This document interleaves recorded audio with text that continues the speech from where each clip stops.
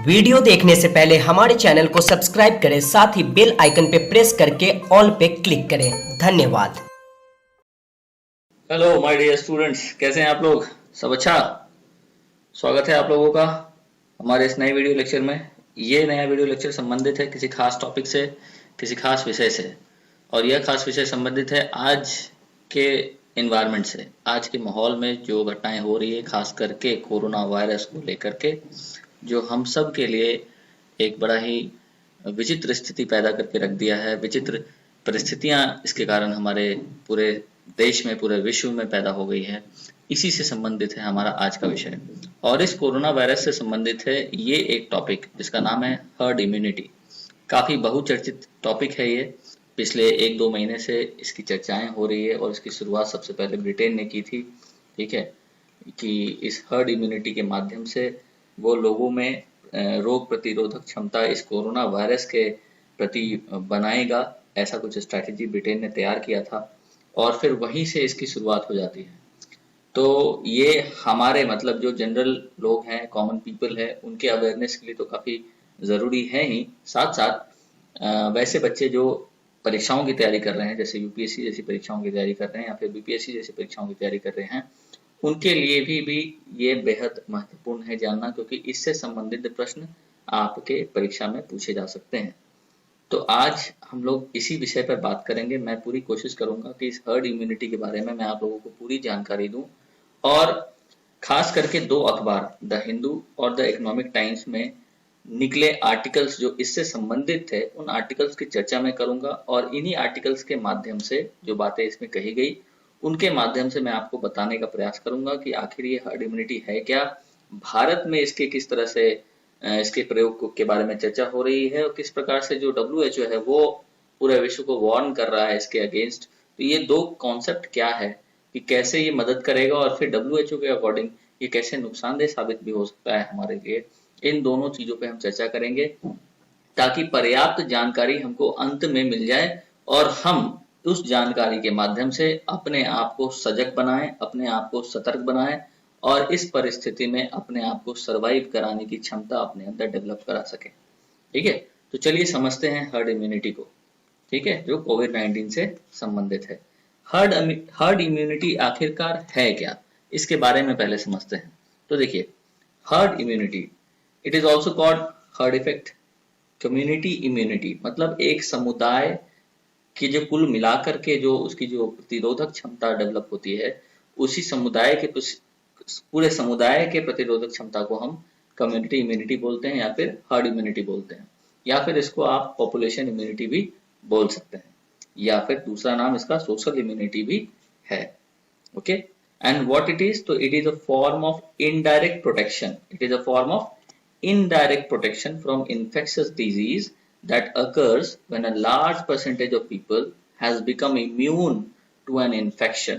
ठीक है, whether through vaccination or previous infections, and thereby providing a measure of protection for individuals who are not immune. बड़ा simple है, इसको समझना। मैं एक बार और पढ़ता हूँ और फिर समझाऊंगा कि ये क्या है। It is a form of indirect protection, एक इनडायरेक्ट प्रोटेक्शन का एक तरीका है। किस चीज से? तो एक इन्फेक्शियस डिजीज से, जैसे कि कोरोना वायरस अभी एक इन्फेक्शियस डिजीज है, इससे ये इनडायरेक्ट प्रोटेक्शन प्रदान करेगा हमें। और ये इन्फेक्शियस डिजीज कहाँ होता है? तो लार्ज परसेंटेज ऑफ पॉपुलेशन में होता है, और ये लार्ज परसेंटेज ऑफ पॉपुलेशन जो है उस खास बीमारी के प्रति इम्यून हो जाता है, उस खास इन्फेक्शन के प्रति, या तो वैक्सीनेशन के थ्रू, जैसा कि किसी भी बीमारी का, किसी भी वायरल बीमारी का या फिर दूसरे बीमारी का जो वैक्सीन बनते हैं उसके थ्रू हमारा सिस्टम इम्यून हो जाता है, हमारी बॉडी इम्यून हो जाती है, या फिर हमारे शरीर में पहले से उस खास इन्फेक्शन पहले से मौजूद होती है और वो किसी वजह से ठीक हो गई रहती है, तो हमारा जो शरीर होता है उस डिजीज के प्रति अपनी प्रतिरोधक क्षमता डेवलप कर चुका होता है।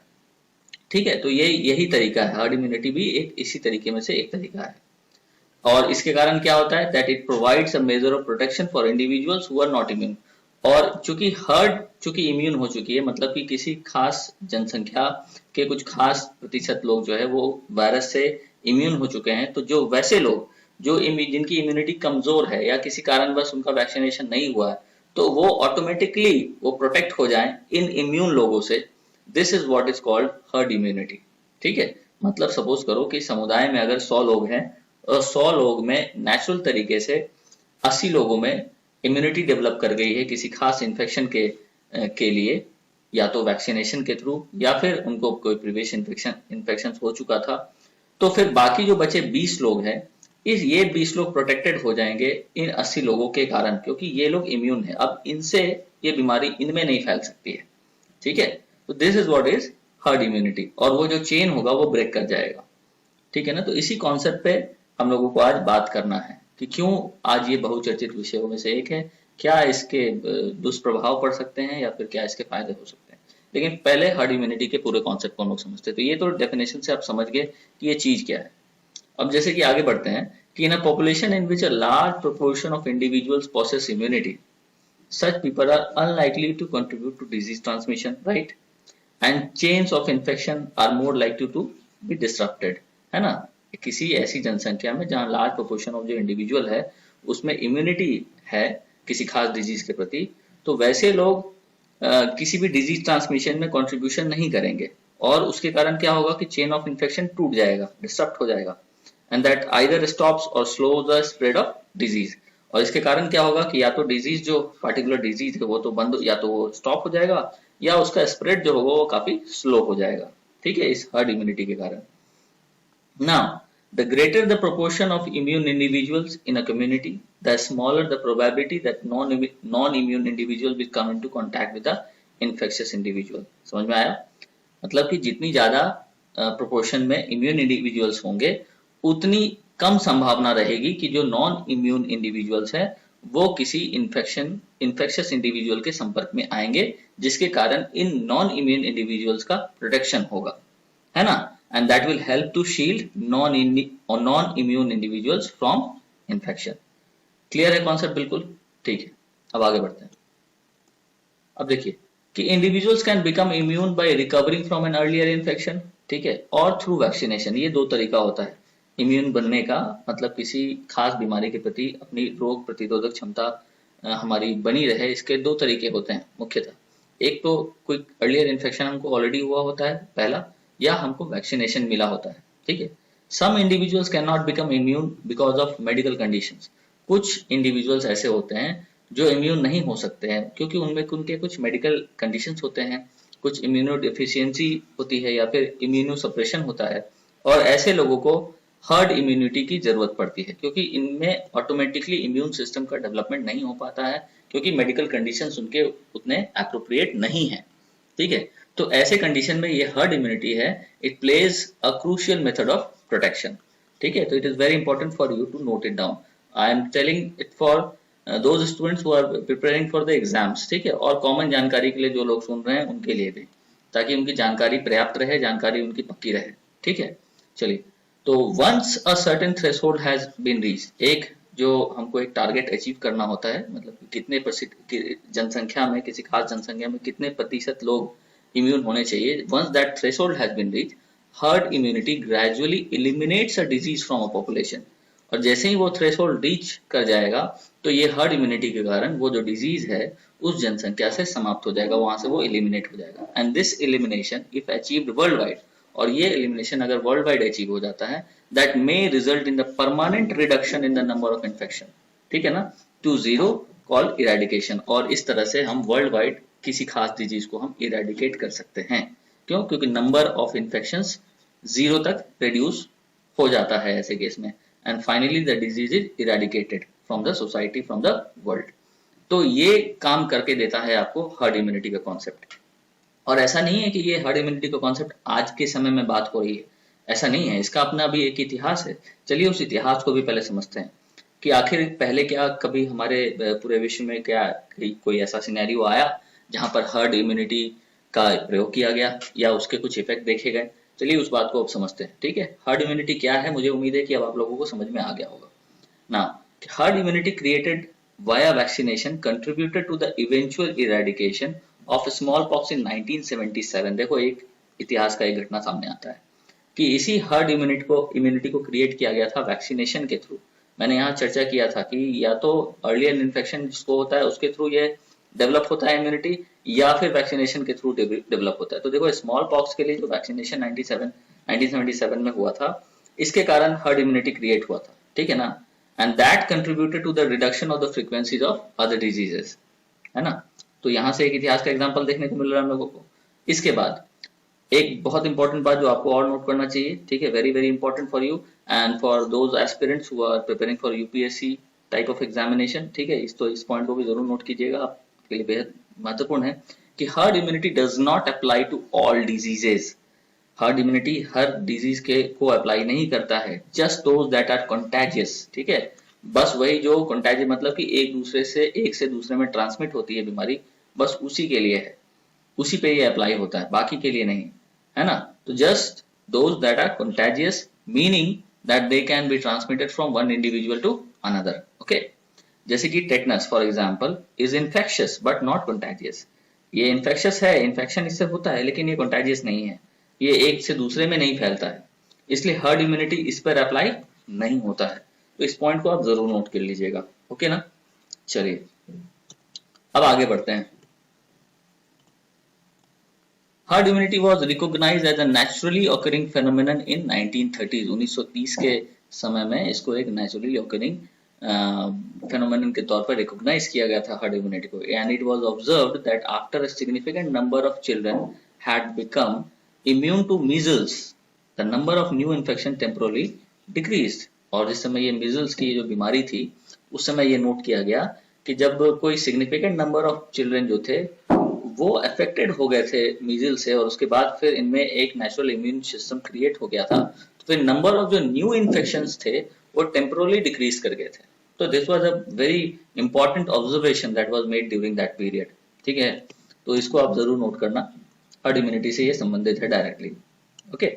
Now the mass vaccination to induce herd immunity has since become common and proved successful in preventing the spread of many infectious diseases। इसलिए इस बात को भी नोट कर लीजिएगा। इसलिए जो मास वैक्सीनेशन की जो ये सिस्टम है ताकि हम ये हर्ड इम्यूनिटी डेवलप कर सकें, उस समय से ये काफी ज्यादा कॉमन बन चुका है और it has been very successful in preventing the spread of many infectious diseases उस समय से। And high levels of immunity in one age group, this is also very important point for everyone to note it down। इस बात को concept को हर आम आदमी के लिए या फिर हर एस्पिरेंट के लिए समझना जरूरी है। इस बात को भी आप लोग गौर से समझिएगा कि high levels of immunity in one age group can create heard immunity for other age group, ठीक है। इस बात को भी आप समझ लीजिए, सभी को ही समझ लीजिए, ठीक है, ओके। तो इस बात को समझ लीजिएगा। Now if the herd immunity has been established and maintained in a population for a sufficient time, the disease is inevitably eliminated, no more endemic transmissions occur। और इस herd immunity को अगर किसी खास स्पेसिफिक पॉपुलेशन के specific time के लिए maintain किया जाता है किसी पॉपुलेशन में, ठीक है ना, किसी स्पेसिफिक समय के लिए, सफिशिएंट टाइम के लिए, तो डिजीज अपने आप समाप्त हो सकता है, ये एंडेमिक खत्म हो जाएगा, ट्रांसमिशन नहीं होगा, ठीक है। This will get over, this has been proven, ये प्रूव हो चुका है। और इसलिए बात हो रही है इस कोरोना वायरस के संबंध में, इस हर्ड इम्यूनिटी की, ठीक है। इसके प्रभावों को देखने के बाद, इतिहास से इसके प्रभावों को देखे गए हैं और उसी के बाद फिर इस चीज को भी अप्लाई करने का प्रयास किया जा रहा है पूरा विश्व भर में इस कॉन्सेप्ट को। लेकिन फिर क्या उसके दुष्प्रभाव पड़ेंगे, क्या उसकी नई कहानी निकल के सामने आएगी, इसको भी हम लोगों को समझना बहुत ज्यादा आवश्यक है, ताकि हम लोग सजगता और सतर्कता के साथ अगर बाहर निकलते भी हैं तो कैसे निकलते हैं इस बात को समझ के निकले, कोरोना वायरस की बीमारी के प्रति पूरी जानकारी ले करके निकले, ठीक है। चलिए अब आगे बढ़ते हैं। तो if the elimination is achieved world wide and the number of cases is permanently reduced to 0, then a disease can be declared eradicated. और फिर इस प्रक्रिया से जब एलिमिनेशन वर्ल्ड वाइड में अचीव हो जाता है और number of cases permanently zero तक रिड्यूस कर जाते हैं, तो फिर डिजीज को हम परमानेंटली डिक्लेयर कर सकते हैं कि permanently it has been eradicated. तो this is the whole story of your herd immunity, okay ना।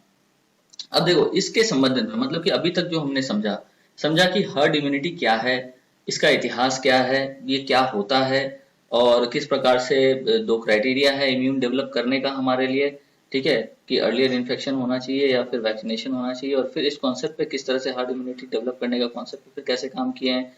हर्ड इम्यूनिटी जो है वो किस तरह से सारे डिजीज पे अप्लाई नहीं होता है, ये सिर्फ कॉन्टेजियस जो होते हैं उस पर अप्लाई होता है, इन्फेक्शस पे होते हैं, कॉन्टेजियस पे होते हैं, ठीक है। लेकिन सारा इन्फेक्शियस डिजीज कंटेजियस नहीं होता है, इसलिए इस बात को ध्यान रखिएगा। वैसे जो सिर्फ इन्फेक्शियस है लेकिन कंटेजियस नहीं है, वहां पर हर्ड इम्यूनिटी काम नहीं करेगा। ठीक है, इस बात को आप लोग नोट कर लीजिएगा। अब इससे संबंधित जो अखबारों में आर्टिकल निकला, खास करके इकोनॉमिक टाइम्स में और द हिंदू में, वो दो अलग कहानी कहती है। ठीक है, उन दोनों अलग कहानियों को हम लोग इस रिपोर्ट के माध्यम से समझते हैं। ये पेपर का एक रिपोर्ट है जो आपकी जानकारी के लिए काफी बेहद जरूरी है, चाहे जो लोग भी इस बात को सुन रहे हो, कोई भी आम नागरिक हो या फिर कोई छात्र हो, तो दोनों ही के लिए ये काफी बेहद जानकारी है, सो दैट कि हम और आप दोनों काफी ज्यादा सतर्कता और सजगता के साथ अपने जीवन को इस दौर से गुजार सकें। ठीक है, तो चलिए पढ़ते हैं आर्टिकल क्या था।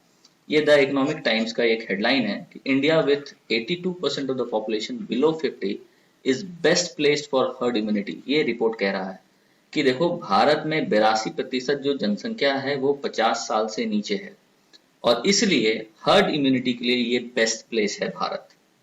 ठीक है, क्यों? क्योंकि 50 साल के से कम के लोगों में immunity system in comparison to older people ज्यादा होता है। ठीक है, तो अगर ज्यादा लोगों को हम एक्सपोज करेंगे इस बीमारी से, तो ज्यादा लोग इम्यून हो जाएंगे, और हमको एहसास होता है, ऐसा ऑब्जर्व किया जा रहा है, ऐसा अंदाजा लगाया जा रहा है कि हम लोग इस कारण से एक हर्ड इम्यूनिटी डेवलप कर लेंगे, और उस थ्रेशोल्ड, जिस जनसंख्या में उस थ्रेशोल्ड को हमको पाना है, नंबर ऑफ पीपल जिनको इम्यून होना है वो हो जाएंगे। तो जो नंबर ऑफ पीपल जो अनप्रोटेक्टेड है, मतलब जिनकी इम्यून सिस्टम कमजोर है, वो ऑटोमेटिकली प्रोटेक्ट हो जाएगी और फाइनली बीमारी दूर हो जाएगा। कुछ ऐसा कॉन्सेप्ट यहाँ पर चल रहा है, और हम देख भी रहे हैं कि किस प्रकार सबसे पहले हमारे स्टेजेस में जो कोरोना वायरस का, जो कोविड-19 का जो स्टेज भारत में शुरुआत हुआ, तो पहले कुछ दिनों के लिए हम लोगों को लॉकडाउन किया गया। ठीक है, कंप्लीट लॉकडाउन, फिर उस लॉकडाउन को बढ़ाया गया, फिर थर्ड लॉकडाउन हुआ, ये 2 था और ये 1 था, फिर थर्ड लॉकडाउन में कुछ रियायतें दी गई, और अब ये जो फोर्थ लॉकडाउन आया है, आप देख रहे होंगे, हम सब देख रहे होंगे कि इसमें रियायतें बहुत सारी दी गई है। ट्रेन्स शुरू हो गए हैं, एयरलाइंस शुरू हो गए हैं।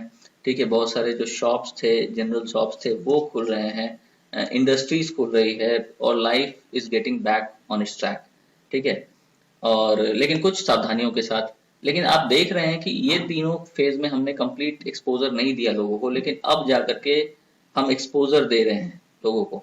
और फिर एक और इम्पोर्टेंट नियम कानून बना है कि छोटे बच्चों को, small children below the age of 10, ठीक है, और जो बूढ़े लोग हैं या किसी बीमारी से ग्रसित है, प्रेग्नेंट वुमेन है, उनको इस दायरे से बाहर रखा गया है। उनके लिए सारे रिस्ट्रिक्शंस वैसे ही वैसे हैं। तो कहीं ना कहीं इस बात का आप अंदाजा लगा सकते हैं कि शायद इसी हर्ड इम्यूनिटी को क्रिएट करने का कोई प्रयास शायद किया जा रहा है। ठीक है, तो इसलिए ये आपके और हमारे लिए समझना बेहद जरूरी है, क्योंकि हम आपकी जिंदगी से ये संबंधित है। तो चलिए समझते हैं इस बात को, इस रिपोर्ट को पढ़ते हैं और फिर इस रिपोर्ट में लिखी गई सारी बातों को समझते हैं। चलिए, तो World Health Organization chief scientist Soumya Swaminathan said in a recent interview that it would take 4 to 5 years to control COVID। ठीक है, वर्ल्ड हेल्थ ऑर्गेनाइजेशन के चीफ साइंटिस्ट जो हैं सौम्या स्वामीनाथन, उन्होंने कहा कि इस डिजीज को कंट्रोल करने में लगभग 4 से 5 साल लग जाएंगे, and it will take years, काफी समय लगेगा, काफी साल लगेंगे, एंड नॉट वीक्स और मंथ्स, और सप्ताह और महीना नहीं लगेगा टू कंट्रोल दिस पैंडेमिक। ठीक है, सालों साल लग जाएंगे। इस बात को आप भी नोट कर ले अपने जहन में। ठीक है ना, जैसे कि इन्फ्लुएंजा ऑफ 1918 का उदाहरण मिलता है हमको, है ना। 1918 में जो इन्फ्लुएंजा आया था, that came in 3 successive waves, 3 बार रिपीटेड वो आया था, in lasting 2 years, waves lasting 2 years, 2 साल के पूरे टाइम स्पैन में ये 3 फेजेस में आया था, 3 वेव्स में आया था। And it ended because those infected either developed immunity और डाइड।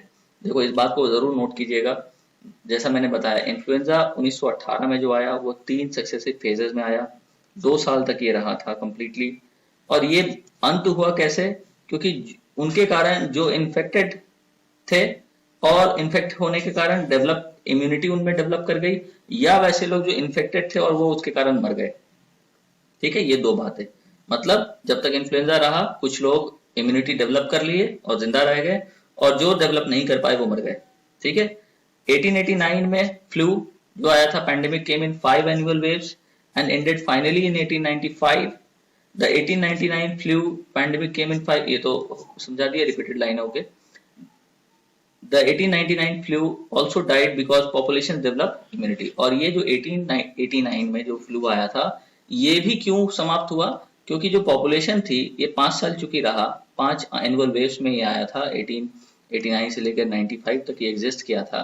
तो इस दौरान में पॉपुलेशन जो था इस बीमारी के प्रति अपनी इम्यूनिटी डेवलप कर चुका था।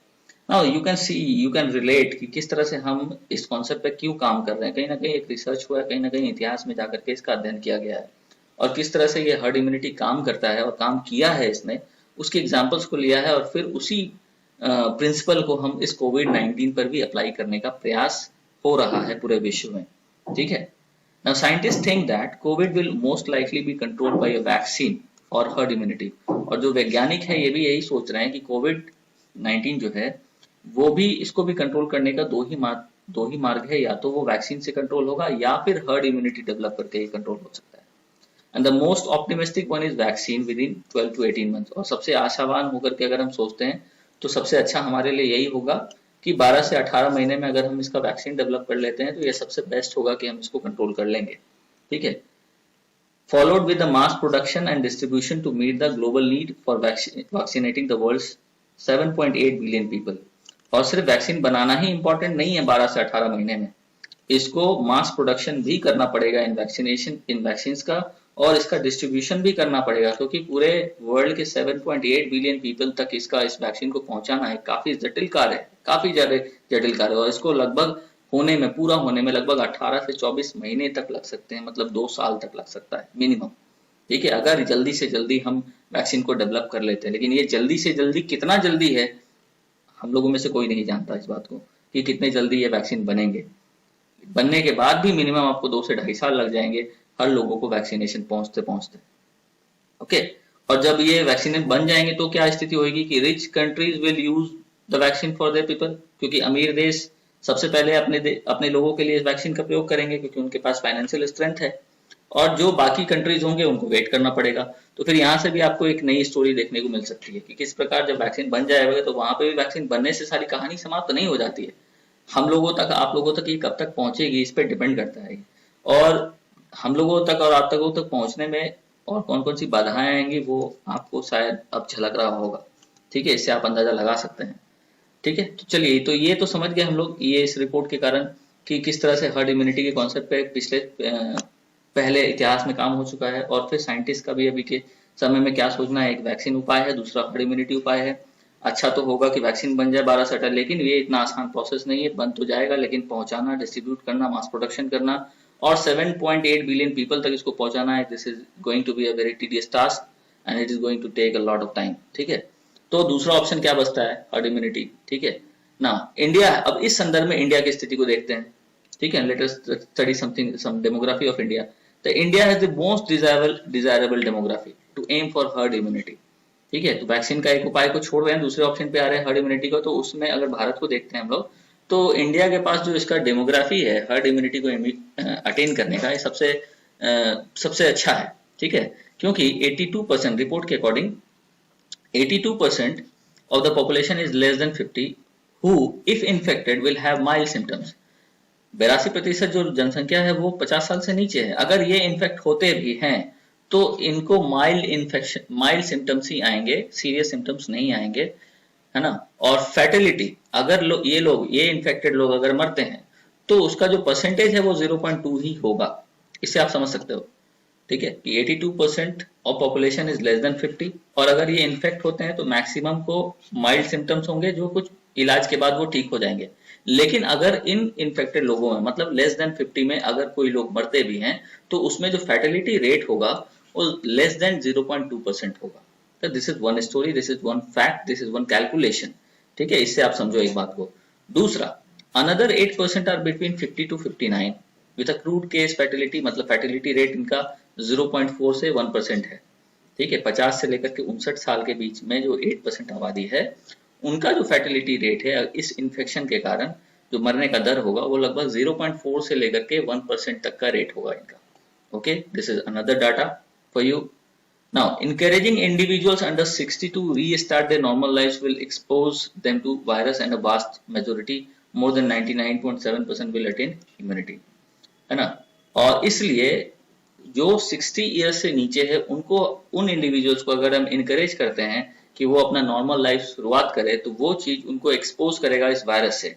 और ये वास्ट मेजोरिटी जो है, मतलब कि ये लगभग 82% या और उसमें कुछ ऐड कर दो तो लगभग 90% तक लोग जो होंगे वो वायरस से एक्सपोज होंगे। और ये जो वास्ट मेजोरिटी है, लगभग more than 99.7% will attain immunity, और इनमें से 99.7% जो होगा वो इम्यूनिटी उनको आ जाएगी। ये हर्ड इम्यूनिटी जिसकी हम बात कर रहे हैं, ठीक है। With the fatality rate being 0.2% for people less than 50 years of age and 0.4 to 1% for the people between the range of 50 to 59 years of age, ठीक है, ये है। Now this strategy to acquire herd immunity will improve the chances of surviving COVID with much less damage to lives as well as livelihood। तो ये एक strategy है जो जिसको अपनाने पर there is a lot of chances of surviving COVID with much less damage and also to lives and as well as livelihoods। तो इससे नुकसान कम होगा। लेकिन अब प्रॉब्लम कहाँ आता है? ये तो एक स्ट्रैटेजी हो गया, ये स्ट्रैटेजी मुझे लग रहा है कि आप लोगों को अब इसके अवेयर आप लोग हो गए होंगे, और अभी क्या हो रहा है, हालात क्या बन रही है हमारे देश में, वो भी आप लोग उससे अवेयर हो रहे होंगे, ठीक है। अब प्रॉब्लम कहाँ है यहाँ पर? एक छोटे से प्रॉब्लम की बात करते हैं कि मोस्ट एल्डरली लिव, जो बूढ़े लोग हैं, they live in joint families and can not be easily isolated, ठीक है। ये ज्वाइंट फैमिली में रहते हैं और इनको आइसोलेट नहीं किया जा सकता है, ठीक है, क्योंकि अगर इनको एक्सपोज करते हैं, मतलब चूंकि ज्वाइंट फैमिली में रहते हैं, सपोज करो कि 50 से 59 ईयर्स के बीच में कोई, सपोज करो कि कोई less than 50 years of age का व्यक्ति है और उसके साथ उसके परिवार में कोई 60 ईयर्स से ज्यादा का व्यक्ति रह रहा है, तो ये तो बाहर निकल रहा है, लेकिन फिर एक्सपोजर लेके ये आएगा तो इनके इन्फेक्ट होने के पूरे चांसेस है ना। तो वही बात यहाँ पे हो जा रहा है कि most elderly live in joint families and cannot be easily isolated, okay। So one possible solution is that in the first stage families with no older people can be encouraged to resume normal lives। तो इस बात को आप note कर लीजिएगा, क्या है एक पॉसिबल सॉल्यूशन, कि इन पहले स्टेज में families with no older people can be encouraged to resume normal lives, okay। Now only 10% of India's population is 60 plus। 60 plus के एज में भारत की बस 10% आबादी है। And assuming an average family size of 5, this means that at least 50% and possibly 60 to 70% of the families have no 60 plus members. और इस डाटे को जब हम लेते हैं, कैलकुलेट करते हैं, तो फिर ये फिगर निकल के सामने आता है कि जब हम एक एवरेज फैमिली साइज 5 का लेते हैं तो फिर हमको ये समझ में आता है कि जो 50% है या फिर संभवतः 60 to 70% जो फैमिली है उनके पास 60 प्लस मेंबर्स नहीं है उस परिवार में, ठीक है। तो this gives a positive sign, okay ना। दूसरे बात करते हैं, दूसरे स्टेज में क्या करेंगे कि the policy can be implemented among families where elderly can be isolated within the household. और दूसरे स्टेज में क्या कर रहे हैं कि वैसे फैमिली को हम इम्प्लीमेंट करेंगे, इस पॉलिसी को इम्प्लीमेंट करेंगे उस फैमिलीज में जहां बूढ़े लोगों को हम आइसोलेट कर सकते हैं घर के अंदर ही। और this two-stage approach would increase the time required to acquire 60% herd immunity by another 2 or 3 months। और इस प्रकार हम क्या कर पाएंगे कि this two-stage approach will what it would do, to approach would increase the time required to acquire 60% herd immunity by another 2 से 3 महीने तक। ये टाइम पीरियड हमारा इंक्रीज कर जाएगा, ठीक है ना। तो this is the whole story about herd immunity, ठीक है।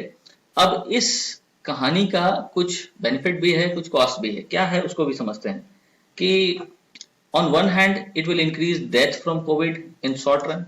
अगर छोटे अवधि की बात करें तो फिर कोविड के बहुत सारे डेथ हमको देखने को मिल सकते हैं, क्योंकि अगर केसेस ज़्यादा बढ़ने लगे और हमारे पास जो अवेलेबल सुविधाएं हैं, हॉस्पिटल्स है और जो बेड्स अवेलेबल है वो उतनी मात्रा में अवेलेबल नहीं है, मेडिकल फैसिलिटीज हर जगह उस तरह से अवेलेबल नहीं है, तो इसके कारण नंबर ऑफ डेथ जो होंगे वो हो सकता है कि शॉर्ट रन में इसके रेट काफी ज्यादा बढ़ जाए। और लेकिन फिर इसके साथ it will also save millions of families from hunger and poverty, ठीक है। क्यों? क्योंकि रोजगार के लिए लोग, आज जो हालत बनी है, अगर ज्यादा दिन तक लॉकडाउन को रखा जाता है तो फिर हम भूखे मर जाएंगे। भारत की जो आधी जनसंख्या है वो बीमारी से मरने के बजाय भूख से मर जाएगी, गरीबी से मर जाएगी। तो एक तरफ ये डेथ रेट हाई जाएगा, दूसरी तरफ हम मिलियंस को बचाएंगे हंगर और पॉवर्टी से। ये एक कहानी है। And it will rescue the economy from a free fall. और इसके कारण क्या होगा कि इकोनॉमी जो ये फ्री फॉल होगा उस चीज से हम थोड़ा बच सकते हैं। And within a year or so, Indians would be better equipped to deal with the pandemic when the next COVID waves arrives. और फिर 1 से 2 साल में हम लोग थोड़े सक्षम हो जाएंगे जब कोविड का दूसरा वेव आएगा उस समय, क्योंकि मैक्सिमम जनसंख्या उस समय तक इम्यून हो गई रहेगी। और दूसरी बात यह है कि इकोनॉमी भी हमारी पूरी तरह से फ्री फॉल नहीं होगी, कुछ हद तक बची रह जाएगी, जो कि लॉकडाउन को कंप्लीट अगर हम लोग करते हैं तो फिर जो स्थिति उत्पन्न होगी वो ज्यादा भयावह स्थिति उत्पन्न होगी rather than की इस स्थिति से। ठीक है, तो ये एक स्टोरी है, ये एक कॉन्सेप्ट है, ये एक ऑब्जर्वेशन है। Okay, and the lockdown and stay at home strategies are merely flattering the curve. और लॉकडाउन और स्टे एट होम का जो स्ट्रेटेजी है वो सिर्फ कर्व को फ्लैटर कर रहा है, वो सिर्फ ऐसा नहीं है कि वो चीजों को खत्म कर रहा है, वो सिर्फ जो डेथ रेट है या केसेज है वो फ्लैट कर रहा है कर्व को। ठीक है, डेली न्यूज में आता रहता होगा, आप देखते रहते होंगे कि वर्ल्ड में ये जो कर्व की बातें हो रही है कि अमेरिका में किस रेट से बढ़ रहा है, कब फ्लैटन हुआ या नहीं हुआ, ये इस तरह से। इंडिया में तो अभी शुरुआत ही हुई है कहानी, तो ऐसा माना जा रहा है कि India is yet to attain its peak. ठीक है, अभी इंडिया में रेट जो है वो बढ़ रहा है। ठीक है, बाकी कुछ देशों में के ग्राफ को देख रहे हैं हम लोग, तो देखते हैं तो वो कर्व जो है वो फ्लैटन हो चुका है। ठीक है, तो इसलिए लॉकडाउन और स्टे होम स्ट्रेटेजी है वो सिर्फ कर्व को फ्लैटन करने का एक स्ट्रेटेजी है, दूसरा और कुछ नहीं। द होप इज दैट, और इस उम्मीद में कि there will be a vaccine soon which will grant immunity from COVID to a substantial proportion of the population. The success of this strategy depends on how soon is soon. मैंने जैसा शुरुआत में कहा था कि अब ये जो स्ट्रेटेजी है कि वैक्सीन जल्दी से आ जाएगा, तब तक हम लोग लॉकडाउन रहते हैं, घर पे रहते हैं, और तब तक में वैक्सीन अगर आ जाता है, लेकिन ये चीज कितनी जल्दी होगी ये इस बात पर निर्भर करती है, इसकी कोई गारंटी नहीं है। It is not such a viable strategy if soon is years away. और इसलिए यह स्ट्रेटेजी उतना वायबल नहीं होगा अगर यह जल्दी जिसकी हम बात कर रहे हैं वो अगर सालों दूर है, मतलब वैक्सीन अगर बनना सालों दूर है, तो ये घर पे रहना, लॉकडाउन रहना, ये बहुत अच्छी स्ट्रेटेजी इस केस में साबित नहीं होगी इन कंपैरिजन टू ये स्ट्रेटेजी जो हम हर्ड इम्यूनिटी को लेकर के अभी बात कर रहे हैं। Okay, now the survival strategy can not be based on economic and travel lockdowns, है ना। More people will drive for malnourishment, lost livelihoods will become the cause for economic misery and even death। और ये जो survival strategy को लेके अभी तक जो हम लोग चल रहे थे वो हम इकोनॉमिक और ट्रैवल लॉकडाउन पर डिपेंड, उस पर आधारित नहीं हो सकता है ना, क्योंकि इसके कारण क्या होगा, there will be more people who will be suffering from malnourishment and also there will be loss of livelihoods, and this will cause the economic misery and there will be death due to this, not due to COVID but due to this misery, and this is loss of livelihood and malnourishment। ठीक है, तो ये पूरी strategy है। दो strategy को comparison किया गया है इकोनॉमिक टाइम्स में, एक हर्ड इम्यूनिटी को लेकर के और दूसरा जो लॉकडाउन और स्टे होम स्ट्रेटेजी है उसको लेकर के। तो उम्मीद है आप लोगों को ये पूरा स्ट्रेटेजी अभी तक समझ में आया होगा। ठीक है, और तो यहाँ से ये निकल के सामने आता है कि सरकार जो है वो इस स्ट्रेटेजी को पालन करने के लिए ज्यादा सोचेगी, या फिर कह लीजिए तो सोच रही है। ठीक है, लेकिन अब एक और आर्टिकल है जो कुछ बातों के लिए हमको और आपको सतर्क करता है। ठीक है, वो आर्टिकल है हिंदू का, WHO की तरफ से हिंदू में ये आर्टिकल निकला था कि aiming to achieve herd immunity naturally is dangerous, is very dangerous. ठीक है, हो सकता है कि हम कुछ और कैलकुलेशन कर रहे हो और इस कोविड का कैलकुलेशन कुछ और हो, दिस कैन बी। तो ये WHO की तरफ से ये वार्निंग दिया गया है। तो चलिए समझते हैं इस आर्टिकल को भी कि इस आर्टिकल में ऐसी कौन सी बात कही गई है। तो World Health Organization has condemned the dangerous concept of, देखिए यहाँ पे टर्म लिख दिया है इसको, dangerous concept of herd immunity for managing the COVID-19 pandemic. ठीक है, साफ तौर पर इसको डेंजरस की संज्ञा दी जा रही है। ठीक है, doctor Michael Ryan, the executive director of WHO health emergency programme said, ठीक है, डॉक्टर माइकल रियान ने कहा था इस रिपोर्ट के अनुसार कि it was wrong to think that countries can magically make their population immune to novel coronavirus. ये सरासर गलत होगा कि देश ये सोचे कि वे लोग इस बीमारी के प्रति मैजिकली अपने पॉपुलेशन को इम्यून बना लेंगे। ये कॉन्सेप्ट पे लोग ना सोचे तो बेहतर होगा, ऐसा डॉक्टर रियान कह रहे हैं। ठीक है, and he said that the concept of herd immunity is generally used for calculating how many people will need to be vaccinated in a population in order to protect those who are not vaccinated. अब देखिए इनका concept ही पूरा अलग है। दूसरी तरफ एक पढ़े कि मैक्सिमम नंबर ऑफ पीपल को किस तरह से हम डिजीज के एक्सपोज करें सो दैट कि वे लोग इम्यून बन जाएं और एक थ्रेशोल्ड अचीव हो जाए। लेकिन ये कह रहे हैं कि ये जो कॉन्सेप्ट ऑफ हर्ड इम्यूनिटी है वो किस लिए यूज होता है, तो it is generally use for calculating how many people need to be vaccinated. ये वैक्सीनेशन की बात कर रहे हैं कि कितने नंबर ऑफ पीपल की आवश्यकता पड़ेगी वैक्सीनेटेड उनको करने के लिए, सो दैट कि हम लोग उन लोगों को प्रोटेक्ट कर पाए जो वैक्सीनेटेड नहीं है। तो this is completely different calculation, और अभी जो हमने रिपोर्ट में पढ़ा था दैट वाज डिफरेंट कैलकुलेशन। ठीक है, तो यही बात है, यहीं पे हम लोगों को सतर्क रहना है और जानकारी अपनी पूरी प्राप्त रखनी है। Now this is a serious disease, this is public enemy number 1, ये कह रहे हैं डॉक्टर माइकल रयान कह रहे हैं इस बात को। ठीक है, this is public enemy number 1 and we have been saying this over and over again. He said no one is safe until everyone is safe. This is a statement. This is a statement reported in the Hindu newspaper. No one is safe until everyone is safe. इनका कहना है। ठीक है।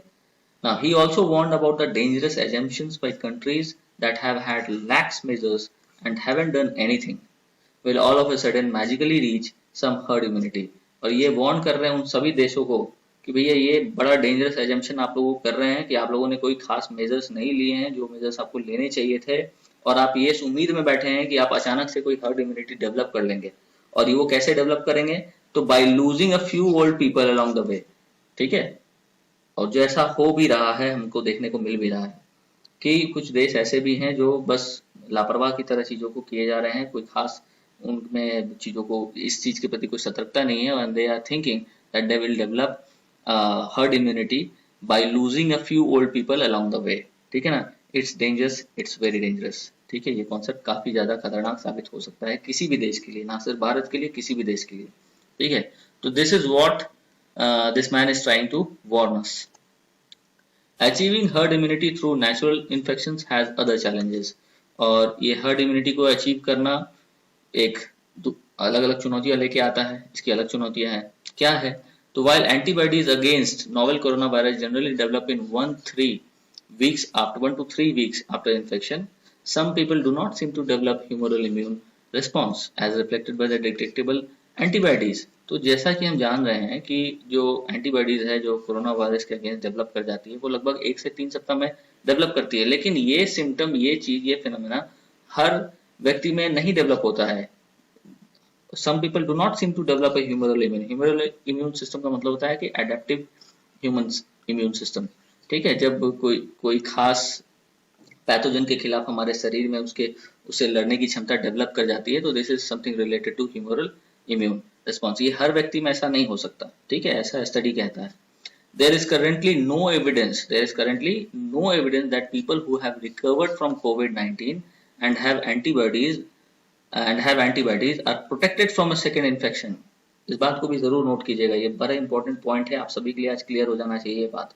इस बात को लेकर भी बहुत सारा कंफ्यूजन है, but there shouldn't be any type of confusion regarding it, कि ये बात साफ तौर पे कहा जा रहा है कि there is currently no evidence, ऐसा कोई एविडेंस नहीं है कि जो वैसे लोग जो कोविड से रिकवर हो चुके हैं और उनमें एंटीबॉडीज है, तो फिर ऐसी बात नहीं है कि जो सेकेंड वेव आएगा कोविड का उससे वो लोग प्रोटेक्टेड होंगे।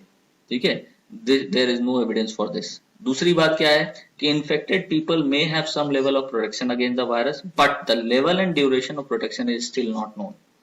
जो इन्फेक्टेड पीपल है कुछ लेवल ऑफ प्रोटेक्शन जरूर डेवलप कर लिए हैं, लेकिन फिर ये जो लेवल है और इसका जो ड्यूरेशन ऑफ प्रोटेक्शन है अभी तक इसका कोई पता नहीं चला है। तो सेकेंड वेव जब ये कोविड का आएगा तो फिर क्या होगा, नोबडी नोज। तो फिर जब ये बात हमको पता नहीं है तो फिर how can we go for this herd immunity system, herd immunity strategy। Okay, तो this is the question, this is the main question. ठीक है, और इसी चीज के लिए ये वार्न कर रहे हैं। नाउ री infection is mightily possible with at least 3 of the 4 corona virus. ठीक है, री इन्फेक्शन पूरी तरह से संभव है, ये it is mightily possible with at least 3 of the 4 corona viruses which cause common cold, है ना। And the reasons for this reinfection are not fully known। और ये reinfection का reason भी fully known नहीं है, but evidence suggests that possibilities include both short-lived protective immunity and re-exposure to genetically distinct form of the same viral strain। ठीक है, लेकिन जो एविडेंस बताते हैं, मतलब कि ये री इन्फेक्शन क्यों होता है, तो उस एविडेंस के तौर पर हमको ये समझ में आता है कि जो संभावना है वो ये कि ये शॉर्ट लिव प्रोटेक्टिव इम्यूनिटी है, जैसा कि यहाँ बात हो रहा था कि ये लेवल ऑफ प्रोटेक्शन, कुछ लेवल ऑफ प्रोटेक्शन तो इन्फेक्टेड पीपल अपने अंदर ले आते हैं, लेकिन वे काफी शॉर्ट लिव्ड होते हैं। जैसा कि यहाँ क्वेश्चन उठ रहा था कि ये लेवल और उसका ड्यूरेशन प्रोटेक्शन क्या रहेगा, ये पता नहीं है। तो वही है, री इन्फेक्शन होने के लिए फिर देखा गया, ऐसा पाया गया है कि ये शॉर्ट लिव्ड रहते हैं जो प्रोटेक्टिव इम्यूनिटी है, और या तो फिर उनका री एक्सपोजर हो जाता है उसी वायरल स्ट्रेन के एक डिस्टिंक्ट फॉर्म के साथ, फॉर्म से, तो फिर री एक्सपोज हो जाते हैं और फिर इनको दोबारा इन्फेक्शन हो जाता है। तो this is what study says. तो उम्मीद है आप लोगों को ये सब समझ में आ रहा होगा और अच्छे से समझ में आ रहा होगा। And finally, they caution about reading too much from antibiotic testing of the general population. तो देखो ये भी काफी इंपॉर्टेंट पॉइंट है आपके लिए कि व्हाट आर द, मतलब WHO किस चीज के लिए हम लोगों को सावधान कर रहा है कि they caution about reading too much from antibiotic testing of the general population. Antibiotic testing of the general population को करने से मना कर रहा है, या फिर उसके रिसर्च से कुछ पता लगाने का मना कर रहा है या सावधान कर रहा है, ये जानने के लिए कि to know the extent of the virus spread in the community. तो मतलब जनरल पीपल के ऊपर, अगर जनरल पॉपुलेशन के ऊपर कोई एंटीबायोटिक टेस्टिंग होता है ये जानने के लिए कि वायरस स्प्रेड किस तरह से कम्युनिटी में हो रहा है, तो this is not the right way to do it. Okay, इसके अगेंस्ट ये वार्न कर रहा है। इसके बाद एंटीबायोटिक टेस्ट जो है that have been known to produce wrong results as the sensitivity and specificity of this test is not known। और ये जो एंटीबायोटिक टेस्ट जिसकी जो बाकी देश कर रहे हैं जनरल पॉपुलेशन के ऊपर, वो टेस्ट के जो रिजल्ट्स हैं, that test is producing wrong results, है ना, क्योंकि सेंसिटिविटी जो है और उसकी जो स्पेसिफिसिटी है ये अभी पता नहीं चली है डिजीज की, और ये फिर इन टेस्ट की भी, तो इसलिए ये इसको करने के लिए वे लोग हम लोगों को सावधान कर रहे हैं। Now it is presently premature to use such assays, ऐसे उपायों का प्रयोग करने के लिए ये लोग मना कर रहे हैं।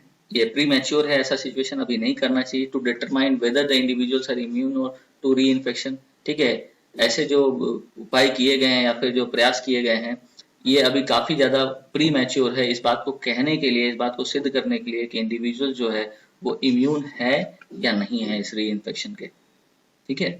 And according to them only well designed longitudinal studies involving those who have recovered from COVID-19 for recurrent illness can help provide the much needed information about reinfection and the duration of protection by antibodies। और इसीलिए general population से आप, general population के ऊपर जो आप test कर रहे हैं उस टेस्ट से अच्छा है कि आप उन पे टेस्ट करें, एक वेल डिजाइंड लॉन्गिट्यूडनल स्टडीज करें उनको लेकर के जो कोविड-19 से रिकवर कर गए हैं, ठीक है।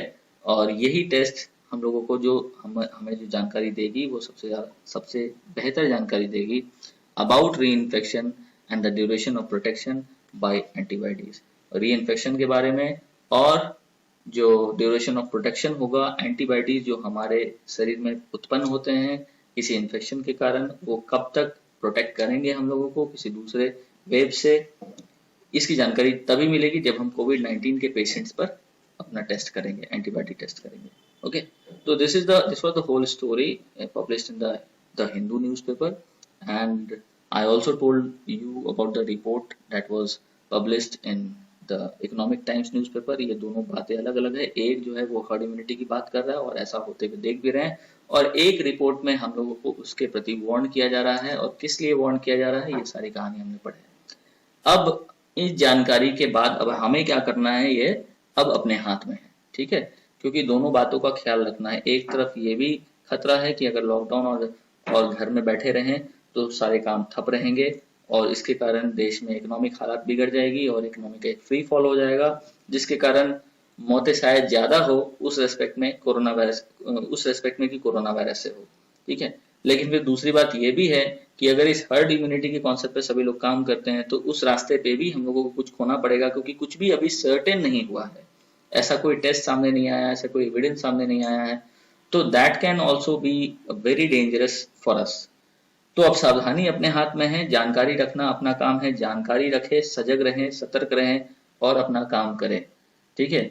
और सारी कहानी इम्यूनिटी डेवलपमेंट पे है, तो मैं चाहूंगा कि सरकार की तरफ से जो आदेश दिए गए हैं, हम सभी को अपने इम्यूनिटी को स्ट्रॉन्ग करने के लिए, बूस्टअप करने के लिए, हम सभी लोग उन सारे बातों का पालन करें, एक्सरसाइज करें, और कुछ जो सजेशंस दिए गए हैं, कुछ खाने पीने के तत्व बताए गए हैं, उनका हम लोग सेवन करें और अपने आप को सुरक्षित रखें। तो ये वीडियो लेक्चर मेरा संबंधित था ये जानकारी देने के लिए आप सभी को, जो परीक्षा देने वाले छात्र हैं उनको भी, और जो साधारण नागरिक है हम सब हैं उनको भी।